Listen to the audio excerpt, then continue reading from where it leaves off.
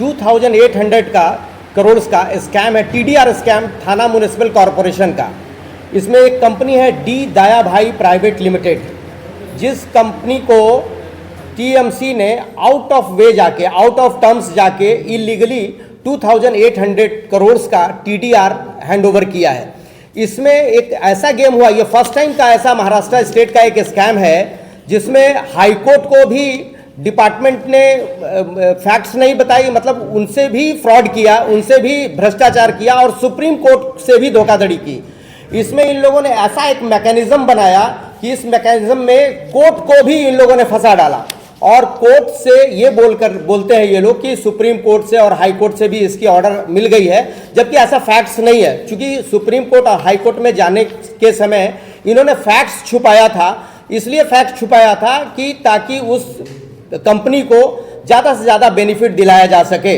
ये eco sensitive, इनका 2216 में ये जमीन को इको सेंसिटिव डिक्लेयर कर दिया गया था ministry of forest and environment department government of India से, जिसमें किसी तरह का कोई भी डेवलपमेंट प्रोग्राम नहीं किया जा सकता, काम नहीं किया जा सकता। तो चूंकि ये इको सेंसिटिव है, इसके बावजूद इन लोगों ने क्या किया, ये फर्स्ट इसका चालू होता है इसमें कि 1975 में फॉरेस्ट इसमें लगा दिया गया था इसमें, और फॉरेस्ट लगाने के बाद फिर ये लीगल जिगलिंग खेलते खेलते आए, सिविल सूट फाइल किया इन्होंने, एक प्राइवेट पार्टी से सिविल सूट फाइल करवाया जिसमें डी दया भाई पार्टी को भी पार्टी बनाया गया और डिफेंडर बनाया गया थाने म्युनिसिपल कॉरपोरेशन को। ये एक सेटिंग था कि प्राइवेट पार्टी से केस फाइल कराया जाएगा और उस केस में इन लोगों ने टीएमसी ने एक टर्म्स फाइल किया, मतलब सेटलमेंट टर्म्स फाइल कर दिया और उस सेटलमेंट टर्म्स को लागू करने के लिए फिर ये हाईकोर्ट में गए और हाईकोर्ट से भी वहाँ पर एक सेटलमेंट टर्म्स फाइल कर दिया इन लोगों ने।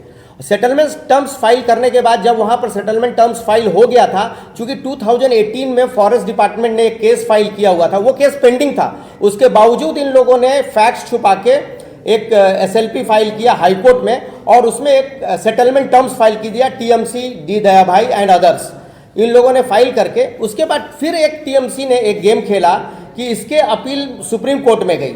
सुप्रीम कोर्ट में पहले तो हाई कोर्ट में चूंकि डिले कर रहे थे ये लोग टीडीआर देने में, तो एक कंटेम्प्ट फाइल किया डी दया भाई ने। फिर म्युनिसिपल कॉरपोरेशन ने क्या किया, एक सुप्रीम कोर्ट में एसएलपी फाइल किया। एसएलपी फाइल पेंडिंग रखने के बाद एक डी दया भाई ने फिर कंटेम्प्ट जो है वो सुप्रीम कोर्ट में चैलेंज किया। वहाँ पे जाकर के टीएमसी ने एक टर्म्स फाइल कर दिया, अपना सेटलमेंट टर्म्स फाइल कर दिया और जो इनका एसएलपी फाइल था वो क्लोज हो गया। अब ये जाके और वहाँ पे एक एफिडेविट इन्होंने फाइल कर दिया कि जो हम लोगों ने नीचे कोर्ट में इनके साथ सेटलमेंट किया उस टर्म्स को हम लोग लागू करेंगे। इसके बाद सुप्रीम कोर्ट ने उसको डिस्पोज ऑफ कर दिया। टाइटल पे फैक्ट्स कभी भी ना हाई कोर्ट में बताया गया ना सुप्रीम कोर्ट में। इन्होंने कभी नहीं बताया कि 2016 में इको सेंसिटिव जोन इस प्लॉट को डिक्लेयर किया गया था। ये फैक्ट्स हाई कोर्ट में भी नहीं बताया, ये फैक्ट्स सुप्रीम कोर्ट में भी नहीं बताया, ना ही एमओएफ को इसने पार्टी बनाया, ministry of forest and environment को पार्टी बनाया गया इसमें, ताकि उनका भी फैक्ट। और फॉरेस्ट को भी law and judiciary department Maharashtra ने परमिशन अभी तक नहीं दिया कि वो केस फाइल कर सके इसके अगेंस्ट में। ये भी एक भ्रष्टाचार है इसमें।